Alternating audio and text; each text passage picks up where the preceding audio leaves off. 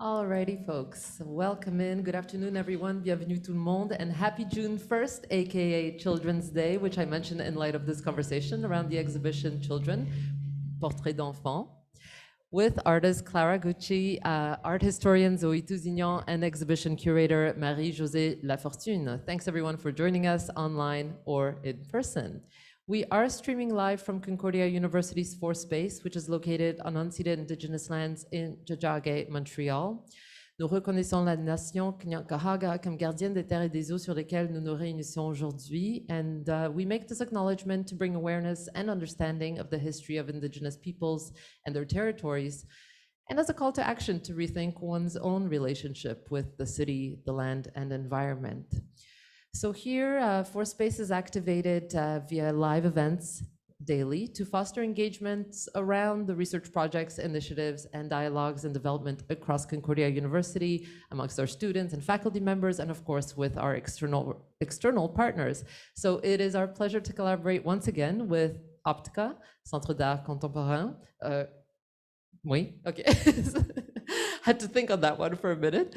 Once again, for this conversation. I'll remind those of you in this space that for folks on Zoom to be able to hear you, you'll need a microphone. So if there are audience members who'd like to jump into the conversation with comments and questions, especially during the question period, please raise a hand and we'll make sure to get a mic to you so that those of us on Zoom hear you.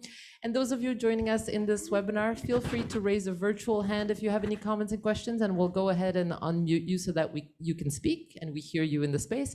Otherwise, as always, the chat and Q&A are activated if you like to put some thoughts in there. Okay, on that note, that's it for me, and I'm passing it over to you, Marie-Josée. Bonjour. Hey, thanks, Anna, for this introduction. I would like to say we are very grateful for the opportunity to host this event at Space with the generous help of Anna Vaclavec and also with her whole team. I would like to thank Carrie Valmestad, administrative assistant, and Douglas Moffat for the technical help. This discussion is part of a series of talks on contemporary art held by OPTICA, featuring artists, curators, writers, educators, and academics. Since 1972, OPTICA strives to promote Canadian contemporary art, as well as sensitize diverse audiences to the issues underlying visual art discourse and practices through a program of exhibition along with critical and educational activities. This conversation is linked to Clara Gutsche exhibition, Children, Portrait d'enfant, currently on display at OPTICA. My name is Marie-Josée Lafortune, and I'm the director of OPTICA and curator of this exhibition. I will partake in this discussion with our guests, Clara Gutsche and Zoe Tousignan, that I will introduce now. Clara Gutsche has worked as a photographer, educator, and critic since she immigrated to Montreal from Saint Louis, Missouri in 1970. She's a professor at Concordia University in the Studio Arts department, where she teaches photography. She used the view camera to explore personal relationship through portraiture and cultural values through urban landscapes and architectural interior. She has taken part in many exhibitions in Canada, the United States, and Europe, mainly in Belgium, France, Italy, and Portugal. Her work are part of major private and public collections in Canada and abroad, the Canadian Centre for Architecture, the Canadian Museum of Contemporary Photography, the National Gallery of Canada, the Montreal Museum of Fine Arts, the Musée National des Beaux-Arts du Québec, the Musée de la Photographie à Charleroi in Belgium, the Center for Creative Photography, Tucson, Arizona, and the Museum of Fine Arts, Houston. Clara Gutsche critical writings on photography have been published in numerous periodicals, Vanguard, C Magazine, Canadian Art. A recent essay, Is the Artist an Unreliable Archivist? Reflection on the photographic preservation of a Montreal neighborhood was published in Photogenic Montreal, Activism and Archives in a Post-Industrial City, edited by Martha Langford and Joanne Sloan at the McGill Press University. Zoe Tousignan is the curator of photography at the McCord Museum. She holds a PhD in art history from Concordia University and an MA in museum studies from the University of Leeds. Her research focuses on 20th century and contemporary photography produced in Quebec and Canada. Her many curatorial projects have included close collaboration with such photographers as Serge Clément, Carlos Ferrand, Marisa Portoles, and Gabor Shirazi. Her essays on photography have appeared in numerous catalogs, monographs, and periodicals. She has been a regular contributor to Ciel Variable magazine for even 10 years. Her recent publications include the book Gabor Shirazi, The Art World in Montreal, 1960-1980, McCorn Museum and McGill Press University, and the collection of essays Les lieux des savoirs photographiques, Le Laboratoire, edited by Martha Langford and Zoé Tousignan at Artex in 2021. Before to start the discussion, we will present the video documentation of the exhibition at OPTICA.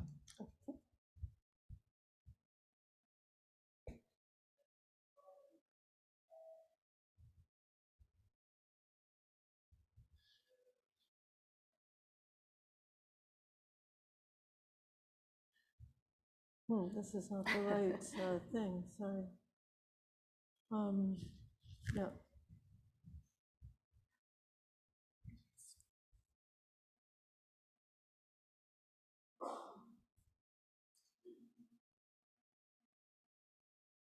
It was doing its own thing, I think.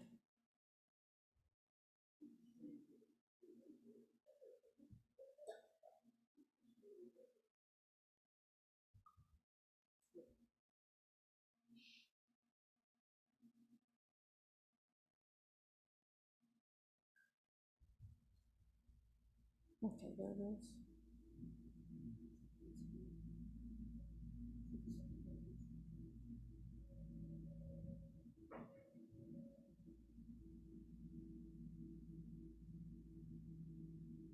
No. Okay. I'm gonna stop it. It's something went wrong in the transfer because it's not going full screen. There. Okay. Okay, now it should be fine. Okay.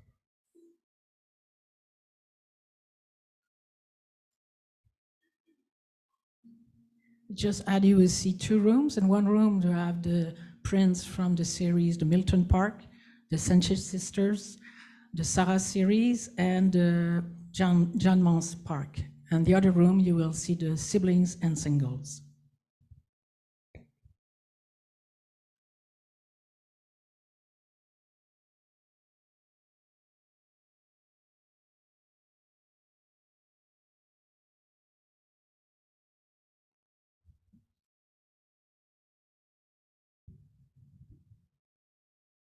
And we're there for scale.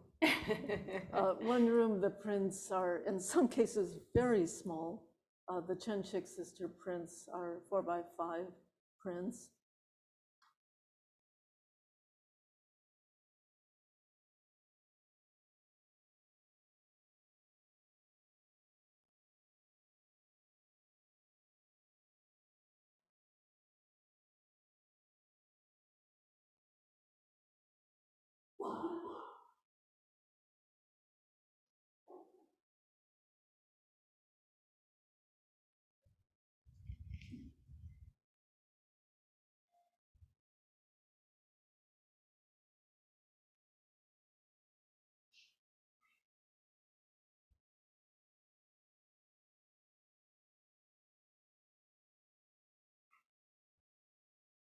And again, we're in this space for a sense of scale. The prints are 40 by 50-inch prints, hung slightly higher than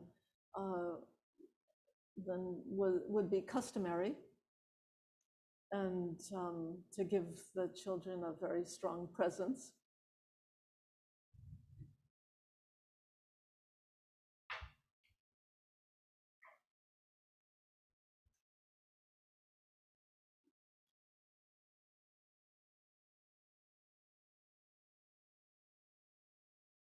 Okay. So maybe I'll start, I'd like to start actually by kind of throwing the ball straight back to Marie-Josée, because what I always find exciting is when artists run center do historical or retrospective types of exhibitions. And why it's exciting to me is that I find that the context of the artist run center maybe allows a certain creativity or something to be said about an artist's work that's a little bit different than other institutions like museums. And so I wonder if you could talk a little bit to begin the discussion about the process of curating the exhibition, and also within the context of OPTICA's 50th anniversary this year. So yeah, right back to you. That's true, that's true. But in fact, Clara Gutsche and David Miller, the Milton Park series was one of the first publication of OPTICA when OPTICA was at the gallery, the photographic gallery of the theater of the Centaur. And so they have a link in the history and the time and the space in this exhibition too. Also, it's mainly, yes, of course, in an artist-run center, you're following artist practice. And Clara, on her own base, came to see me and show me some prints, the new prints of the sibling and singles. And discussing with her, I realized that we haven't seen her work for a long time. And that was the start of thinking about curated an exhibition addressing the question of portraiture as genre, and also our Clara Gutsche since Milton Park, but with the Sense sister, which is becoming different in her practice, because it's really following on a long time the same subjects, and that this is going on these series from the 70s and 80s until today. Also, the fact, yeah, that it was interesting to see how she explored the code of representation of female subjects and how she addressed the question of identity, and the time passing is very a main component of her practice. So the exhibition at a certain point tried to show this time passing with the, I would say, the vintage series, which was where the foundation also. Of course, the well-known series is Milton Park for a lot of people because it was well diffused, and also about, it's really linked for me from the legs of the documentary photography, because the images document the living of a neighborhood, but also because Clara and her partner David Miller was living in this neighborhood. They were living in the house, and they were in the situation to be evicted too, like the other inhabitant. So the images make a certain I don't know if at that time, it will be a question I will ask to Clara, they will have the sense of the momentum that the image created about what was going and on the public, how the image will make in the public opinion, will change the public opinion. And of course, they have context too, if you're thinking about Heritage Montreal, who was beginning too. So they have a cause behind who was porté dans l'espace public by the pictures, you know. But for me, Milton Park too, when I saw, I choose the Women's Center, and because when I saw the images of all these meetings with women, I was thinking at the beginning of the Artist Run Center, especially Powerhouse, and Clara was co-founder as a member of Powerhouse. And After that, of course, it brings other issues about birth control, women's health, and the proximity also with this subject and these meetings relate to the feminist background of Clara Gutsche that I would like also to address, and tries a kind of a thin line in the exhibition, because the first room, it's just female subjects. And close to also her own living as a photographer, but becoming also a mother. So Clara, I think for you, this exhibition was an opportunity to look back. You know, it was an invitation, or perhaps it forced you to do so. And so it would be interesting if you could take us through that process, like go back with you, and if you could take us through. I know you have the process of choosing the work. I mean, just to comment quickly before I can show some slides. It was 2 time periods simultaneously, or 2 senses of time simultaneously, because the large color portraits had never been exhibited. So that's new work. And for me, I did it over a long period of time between 2008 and I hope to still take a picture this summer in the series, is still for me contemporary and about now and the future. Whereas Marie-Josée brought in the historical material. And, you know, then because the material was part of the exhibit and we were discussing the material, of course, it meant that I started trying to remember what I was doing way back when I first came to Montreal in 1970. I will say simultaneously, or in an overlapping a way of looking back, I was working on the essay for Photogene at Montreal that was specifically about David's and my photographs between 1970 and 1973. So that was just as much a very disconcerting relocation of my mentality back 50 years. So is it a good time to show some images?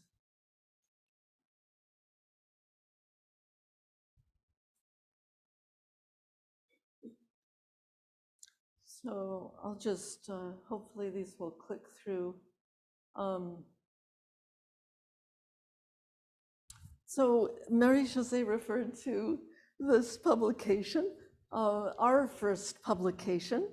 And I take it that it was one of OPTICA's first publications as well, then known as the Centaur Gallery, founded by William Ewing. This was in 1973, so this was at the end of our project and exhibition views, so 49 years ago.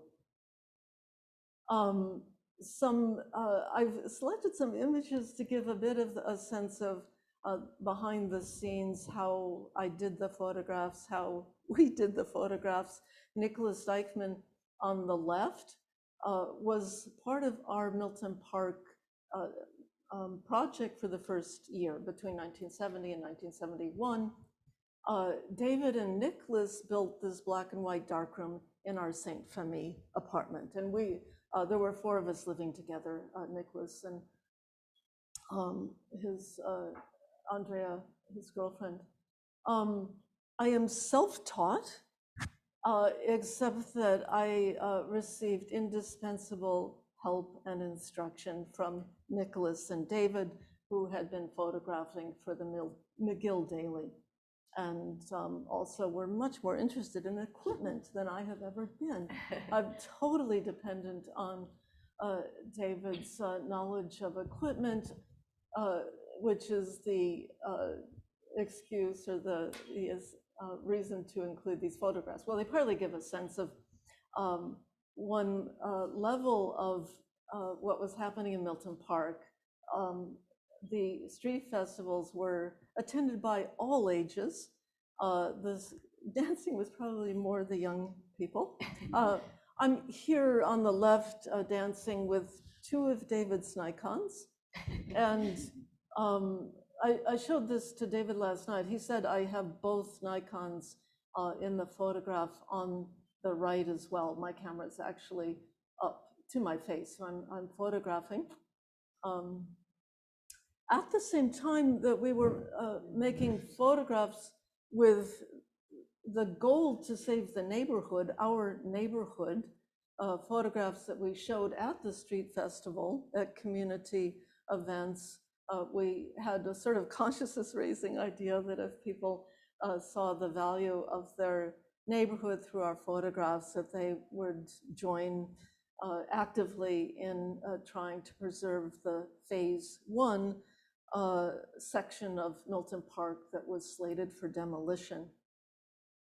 So this is, on the left, is one of the photographs in the exhibit, one of the 4 selected Milton Park Women's Center photographs selected by Marie-Josée to create a kind of wrapping of feminism, I find, around the entire exhibit. And on the right, it's an exhibit at the Museum of Fine Arts, co-curated by Diane Charbonneau. And this is Tam standing right in front of her photograph, talking about her political engagement in 2017. So, you know, what, 46 years of separation between the photograph and the exhibit, and now it's exhibited again. So these are pictures from the exhibit showing the Women's Center, a huge variety of activities that we were engaged in at that time, including talks, reading, consciousness raising groups. There was a women's health clinic, the birth control handbook relocated there.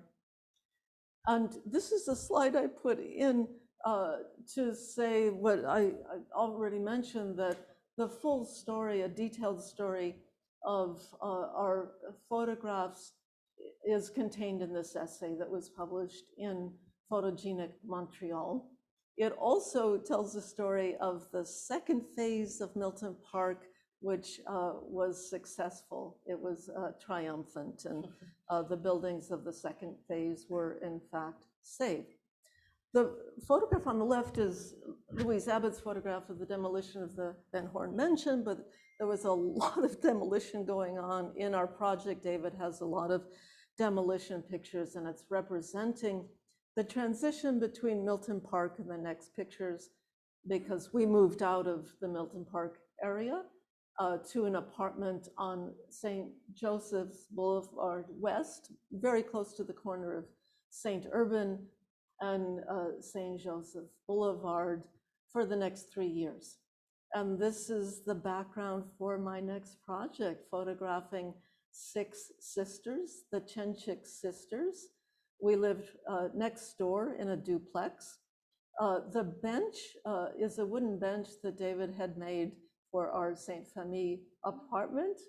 And it is an architectural detail or an architectural structure that allowed for us to, for both families to easily come out on the front porch and start talking. And these are pictures that David took of me making one of the photographs of Joanne to show the process. It's the Lynn Hoff 4x5 camera. I started working on a tripod even with 35mm back in Milton Park almost immediately because I was really interested in the formal levels of photography and being very aware of composition and lighting. So David bought this Lynn Hoff camera in 1972, and we both used it, and then I took it over. Fortunately, he developed an interest in 5x7, 8x10, 11 by 14. And on the left, I want to point out that for the photographs of children, I'm often doing deep knee bends, or I'm on my knees. Because the point is to have the camera lens at the same visual level as the eyes of the child, or even to have the lens a little bit lower to make the child seem even taller and have a greater presence. And it has a symbolic meaning as well, that we're equals, that they are equals. In fact, I think they're more important. They are the future. This is a portrait that David did with his 8x10 camera of me and Sarah. Sarah was about 1.5 years in this photograph. And the birth of Sarah at the end of 1977 created a complete change in my priorities in life. So she became more important than anything else. I remember holding her as an infant. I can even picture it. I was in our Jeanne Mance Street living room, and I thought to myself, well, this is the end of the illusion that art is more important than anything. So eventually, when Sarah got older, because with a view camera, the child needs to hold still. I started photographing her, making portraits in a way in my mind that was a continuity with some of the strategies that I use for the Chenchik sisters, including using fairly plain backgrounds, which was influenced by Paul's strand. And the doorway becomes a black background. So on location, but with some aspect of very controlled studio framing. So this is most of my family. Noémie was also part of my family, and she is in some of the photographs that are shown at OPTICA Gallery. So in clockwise, it's David being one of the children, my late godson, Eric, Sarah, my goddaughter, Jessica. This was a hugely influential book on my photography. And I just absorbed the book. I looked at it so many times it fell apart, and our version is actually rebound. The photographs of Gertrude Casimir were particularly important, and the photograph on the left is, in fact, an homage to Gertrude Casimir. It's not a direct reproduction of the photograph, which inspired my taking this picture, but it's got some aspects of that specific picture. I also want to say that it shows the process. In my right hand to the left, I'm holding the 5x7 dark slide. With each of those projects, I've used a different camera, a different process, and Sarah is holding an air bulb that's connected with a cord to the shutter. So she's in fact taking the picture. And then on the right, this is Sarah's daughter, my granddaughter, Hannah, who is also taking that particular picture. And in the video, you saw this picture on the right, the picture of Hannah was in the hallway. And I see it as a transition picture or a link between the two rooms. This is a photograph taken by John Reeves, and it shows the camera that I used for the photographs of Sarah, Noémie, Ariel, Sarah, and her friends. I wanted to use the 5x7 camera because I had in mind making sun prints. And in order to make sun prints, you have to have a negative that is the size of the image you intend to produce. So on the right, it's a schematic diagram of a frame that holds the printing frames that are out for exposure by the sun. and then it's developed with a gold solution rather than the traditional developer. Next project, the last project that is in the black and white exhibit is a series of 8 pictures taken from a larger series of parkscapes. And this picture shows you the process. You have subject, photographer, and camera. So I used an 8x10 camera for this project, intending to make contact prints on azo paper. I eventually made 16x20 prints from the 8x10 negatives because I found the 8x10 size too small for the expansive space of a landscape. The original title I gave to this series was Documentary Constructions. And it was, I made this series in the 80s, from 1982 to 86. The parkscapes is what I call them now, but then Documentary Constructions represented my refutation of postmodernism's dismissal of documentary photography as a mere replication of reality. So at this point, I'm going to go out of screen sharing because it's a transitional point where the next slides are about the other room, the color room. Yeah, I wonder if we could spend a bit more time on the parkscapes, and maybe you could talk a bit about the context of making them, what else was going on at the time. I think you mentioned that it was your MFA thesis exhibition, actually, and so maybe talk a bit more about your inspiration for this particular series. But I'm also interested in why it figures in this exhibition, because when I first saw the exhibition, it seemed a little different, within the logic of this first room. So maybe you could talk a bit more about. Well, again, I'll defer to Marie-Josée in the sense that it was your idea to bring them in. At first, I was surprised, and then I just thought it an absolutely fascinating choice. And I was very happy to have the chance to show the close portraits of Sarah and her friends with the parkscapes. And in the total series of the parkscapes, many of them do not include Sarah. But the ones that are in the exhibit, almost every one is a picture in which Sarah and Noemi are in one of the pictures. Sometimes Sarah's tiny on a jungle gem, but they're all about motherhood in the sense that I was spending a lot of time going to parks.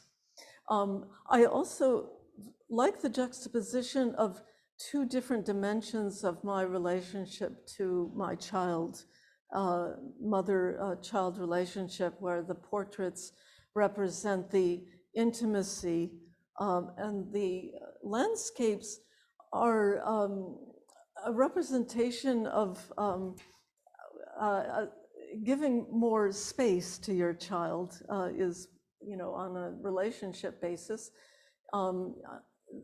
In a lived sense, it was the time when if I went to the park with Sarah, she would go play on the playground. So she was, doing what she wanted to do. And I was enjoying just looking around and, enjoying the slow pace. You have a different sense of time as the parent of a small child. At the same time, in relation to the MFA, I have been reading a lot more than usual. I don't usually spend a lot of time reading theoretical texts. And I did a little bit of writing, so I was very aware of the opinion of postmodernist theorists about documentary photography. So, that became, part of how I talked about the pictures. I don't know if it had any influence in how I made the pictures. So I don't know if that answers your Well, question. you talked about as well them being a response to American landscape photography. Yeah, in terms of the influences, I wanted to do landscape. I mean, I'm a large format photographer, and I'd done pictures that were essentially architecture, interior architecture photographs in Milton Park. I'd done portraiture, and I was just really intrigued by the idea of exploring the genre of landscape.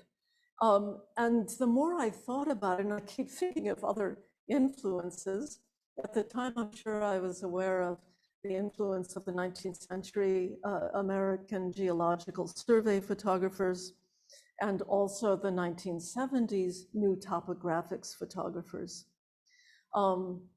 Since then, there's so many different, well, and then there's specific names. Carlton Watkins was specifically influential because in some of his projects, he did what I did in the in the Jeanne Mance parkscapes.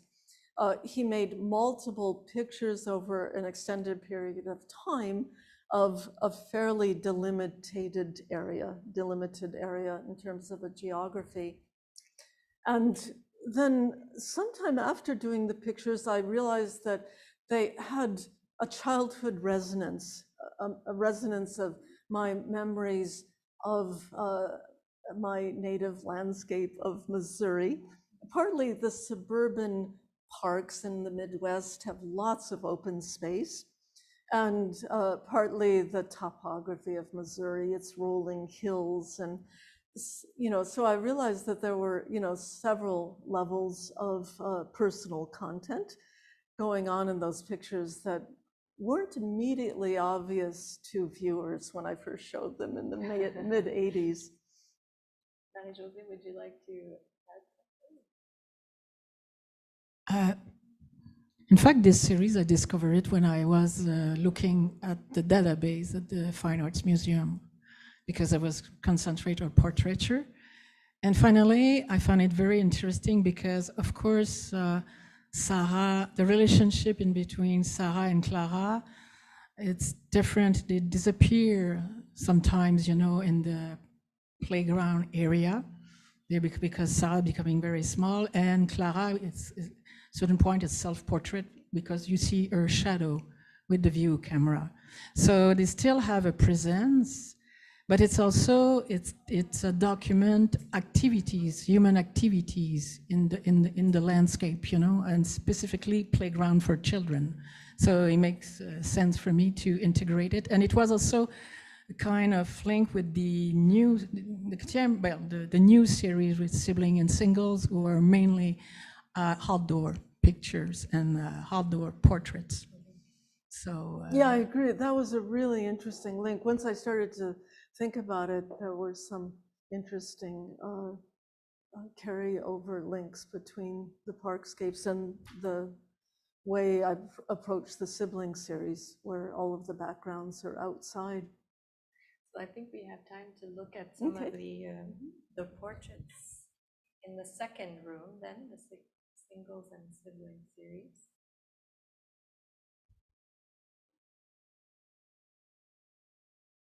Okay. So eventually we're planning a publication. So this is a maquette cover of a picture that you've seen many times if you've seen the OPTICA exhibition publicity. This is Alice, my niece, and Oliver, my nephew. Okay.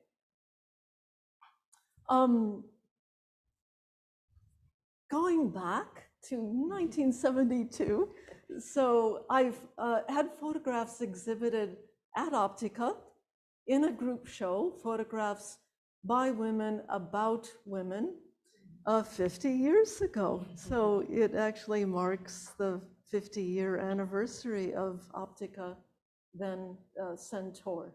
The exhibit was organized by the Women's Photography Co-op in Toronto, so first shown at Baldwin Street Gallery, and then it traveled here to Montreal. On the right, this is the photograph that's one of two pictures that are reproduced in the image nation that was dedicated to the exhibit, therefore it became an exhibition catalog, to say that I was photographing children from as soon as I started photographing in Milton Park. It's been a continuous interest of mine. On the left, I particularly, these are 4 of the 8 women who are part of the cooperative who produced the exhibit. And I want to especially draw your attention to Laura Jones with her child Morgan, bottom left, and diagonally June Clark with her first child, Paul. And we invited Laura and Morgan and June with her second child, 3-week-old Anna, to come stay with us in our Saint Famille house while they installed the exhibit at OPTICA Gallery. We know the exact date when they arrived because they came to our house. Nobody was home. And it was the night when we were in jail. We, yeah, and it was the time, by the way, I mean, you know, just to state the obvious, but we forget how hard it was to communicate with people back in 1972. No cell phones. There was no way for us to get word to them that we were not going to be available to answer the door and welcome them. They spent the first night at Bill Ewing's house, and then they did come to stay with us. This was a peaceful demonstration, and but Concordia Estates Limited, no connection to Concordia University, called in the police, and we were 59 of us were loaded into a paddy wagon, and so that's my experience with jail. 2 generations later, this is June, mother of 3-week-olds Anna, with Anna's children, Isaac and Martin, her grandchildren. So in this series, I'm showing partly process, what it's like to take the pictures, and also showing the passing of time. This is a picture of Alison Oliver's, will be published in the book. In the book, you can do different things, and I'll have 5 different pictures of Alison Oliver at different ages to represent time passing. Whoops. On the left, it's 1 frame from the contact sheet. I'm always working in analog photography, and with children, it's very demanding for them, and I've chosen to do this, so I mean, it's what I like to do. Within the short space of time of their presence, literally speaking, before they run off, and their patience, I need to find a good background, a good framing. And Oliver, between every shot, he ran a circle around Alice. But fortunately, only 1 picture on the roll came out. Technically, I also want to say for this series, I was always using added light. I had used controlled lighting, especially in Milton Park. So it's not the first time, but it was part of the aesthetic look that I wanted in this particular series, so that the light is light you might find in a studio, and the background is on location. So a mixing of modes.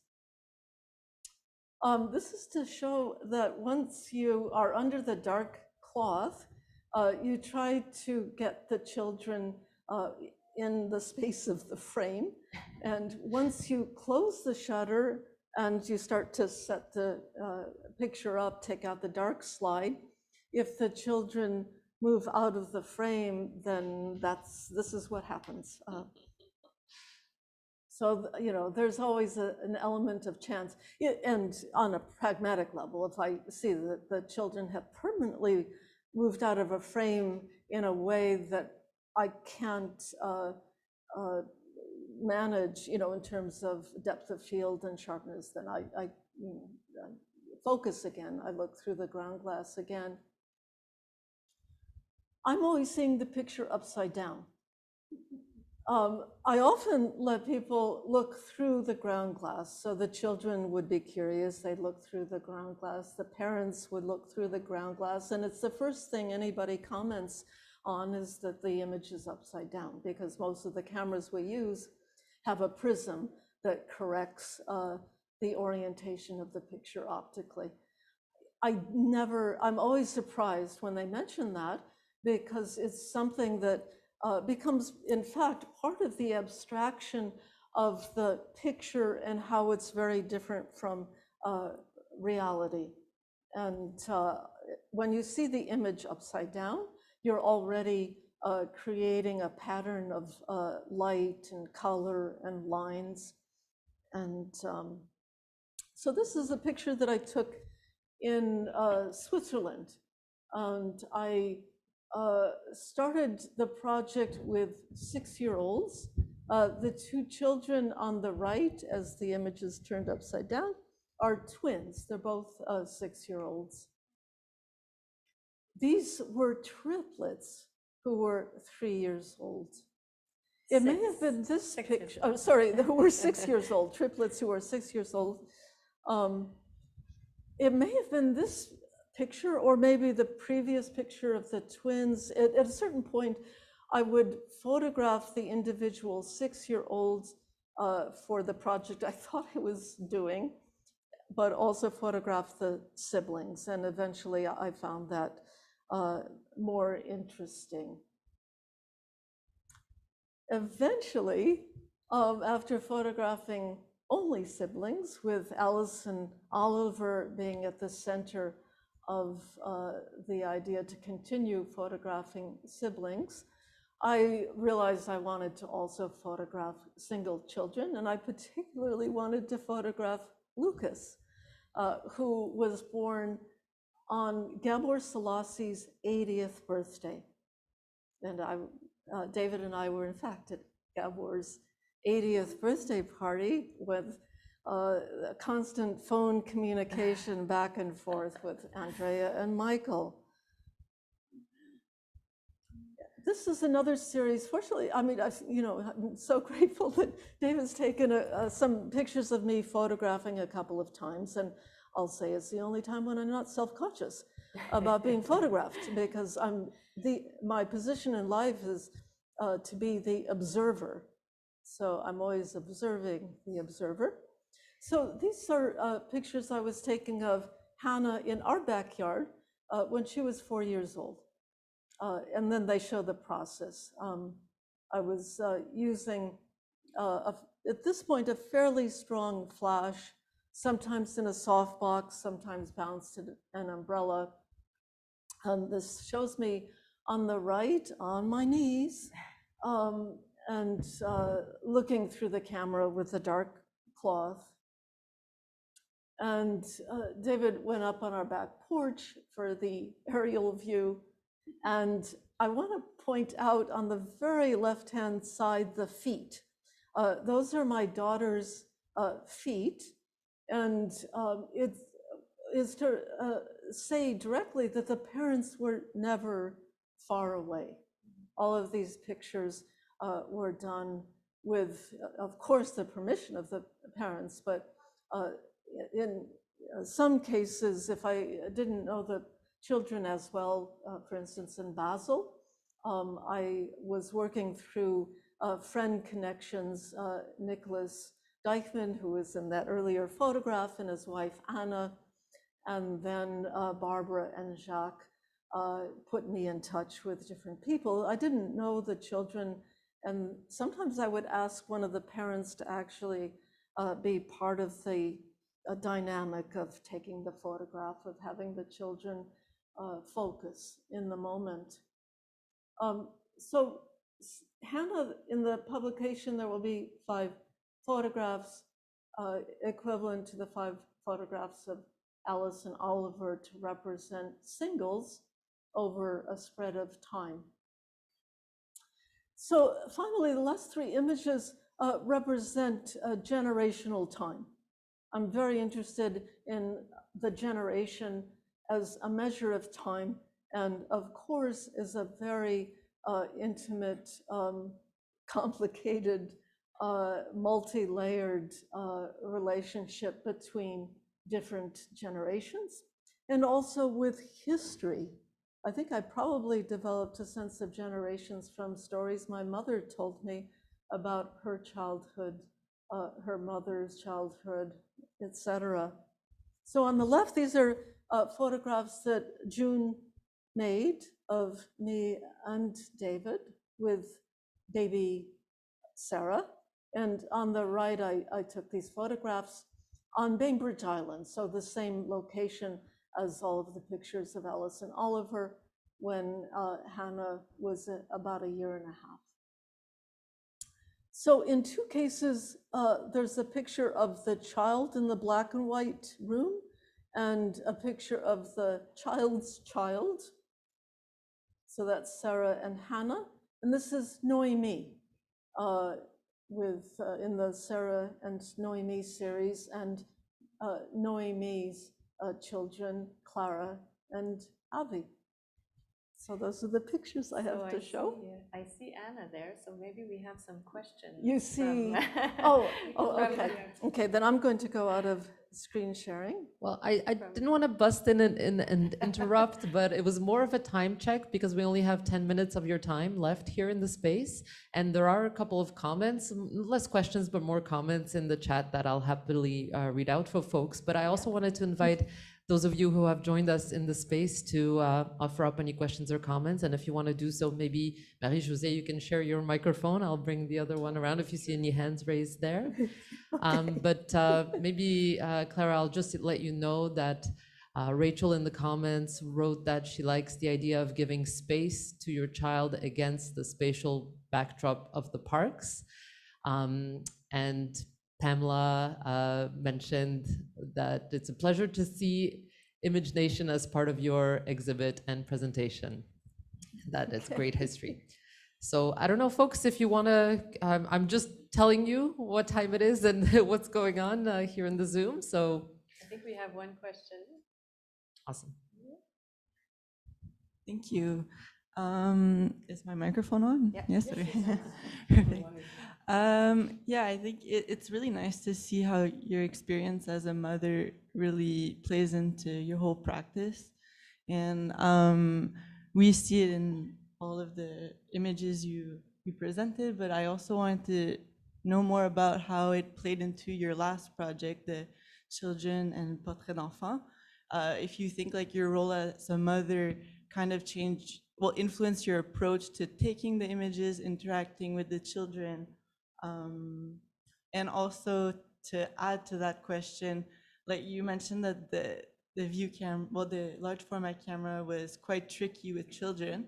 And I was wondering why you were so drawn to using that medium. Like, what do you love about it so much in situations where it's obviously a little bit trickier than I would assume taking a landscape image? Thank you. I'll start by answering the last question. I just love using the view camera. And it creates a kind of formal presence in a photograph that is just part of my style. Specifically with children, it creates well, because the child actually has to hold still. When it works, I mean, I have plenty of photographs that didn't work. When the photograph works, it's part of the presence that you see in the final image, because the child has given him or herself to the moment and has focused and has that strong sense of personality. You know, it was partly that there are many different levels of my interactions and my theme, I was very interested in hypothetically in the child seeing the adult the child might become. And through the view camera and the formality of the process and slowing down, both as a photographer and then the subject has to slow down, it is more likely to produce an image where you're seeing, something that's, sort of more like the essence. I don't know, the essence is a word that is difficult, but some central part of the personality. So the other question, sorry, remind me of your other question where you were.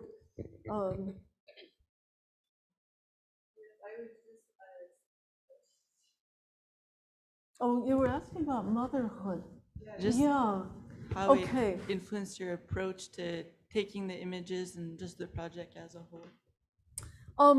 The sibling series were done at a time when, in terms of generations and age, I'm a grandmother.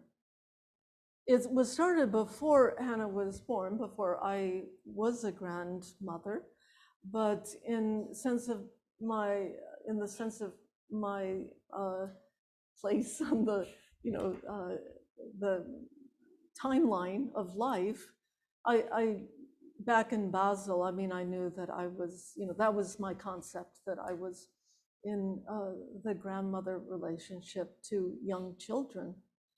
And in the different series, I think I had different relationships to childhood with the wisdom of 50 years distance in time. I can see that when I came to Montreal at 21, I was just barely out of childhood. And I think in those photographs, there was probably a close identification with my own childhood. I'm the oldest of three. My sister at 20 had left home. My brother was 13 at home in University City. And with the Chenchik sisters, I was maybe in, the analogy of life relationships in the older sister relationship. And then of course with Sarah and her friends, mother, and then the most recent series is very consciously about grandmotherhood.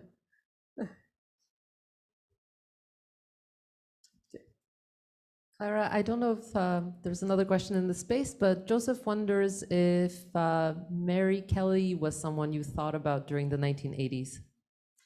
She among many people, yes. I mean, and this is something to bring up the list of all of the people I was looking at artists and also theoreticians. It would have to spend some time thinking about that, but yes.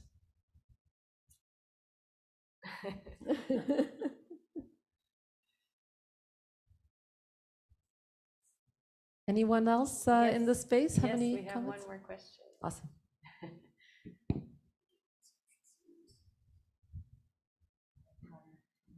Hi. Hi. I'm wondering, Clara, how you direct your subjects because you're working with a very difficult age group. Maybe not. I don't have children, so I don't know. But I imagine, I've worked with children myself, and it's very tricky, as you say. And how do you direct them? What kind of, instructions do you give them? Or do you just, what's your process, I guess, is what I really want to know. I start out with the expectation that the session might not work at all. Good start. Okay. And so I'm working with the chance of the moment, and sometimes I know there's a picture and I'm not somehow focused. So like any portrait session, which Marissa, some of it applies to portraits, no matter what the age of the subject, you both have to be there in the moment. So in some ways it's the same. And I love being around children. So, it's just it's a pleasure to undertake what's in fact a process that sometimes produces final images and sometimes does not. But for instance, children have a tendency to smile and, you know, be photographed by their parents for a completely different context and purpose. And in a lot of your images, they're much more, you know, there's something more ideological about it, or pictorial. It doesn't feel like something you would find in someone's photo album necessarily. So is there something you say that makes them remain stoic, or? Yes, that You don't have to reveal your secrets, but it's just a question of. It changes with each session, but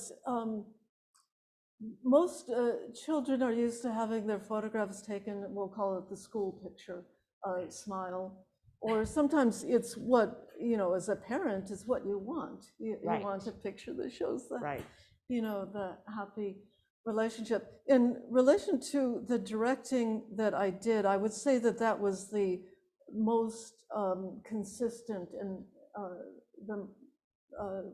the biggest factor of directing that I did is, but I would often explain it in terms of needing to hold still, because the exposures were usually a fourth of a second, and it's very easy to move. For a child, it's very hard to hold still for a quarter second. So just, you know, usually I didn't have to say not, you know, I didn't have to actually specifically say I don't want the school picture. Look, sometimes I would explain that to the parents. But in terms of the interaction with a child, it would be more a question of explaining the process and what was needed.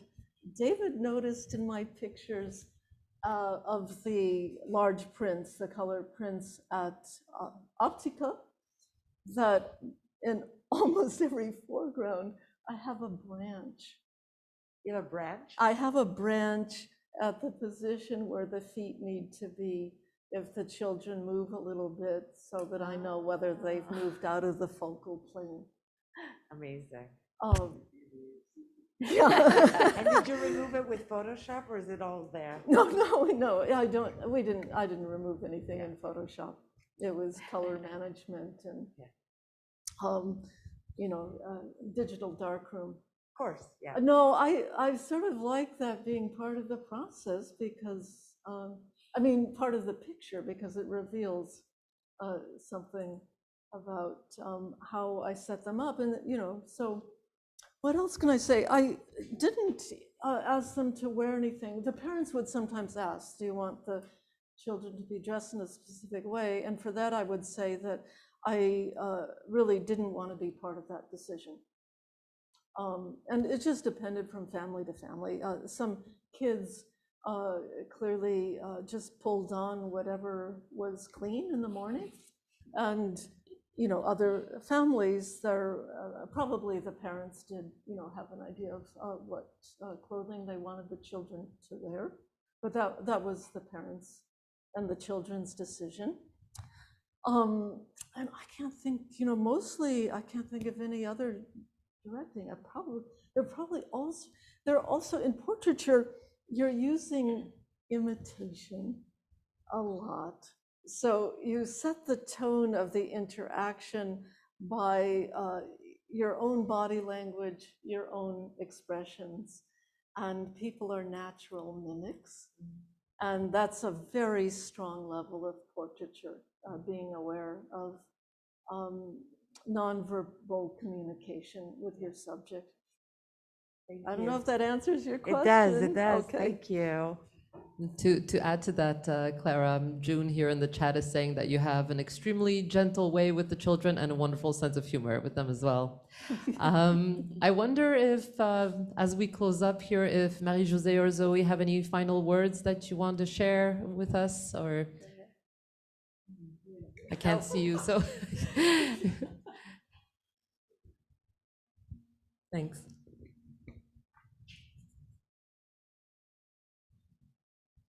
Well, just to let people know that the exhibition is going until June 11, and we will have a commented visit, Clara and myself, on June 11. So you're welcome. It will be around 3 p.m.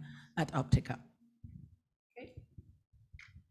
I don't need this. Thank you so much for for inviting me to be here today. And yeah, it's a wonderful show. So congratulations. Well, thank you. Thank you for being here. You're welcome.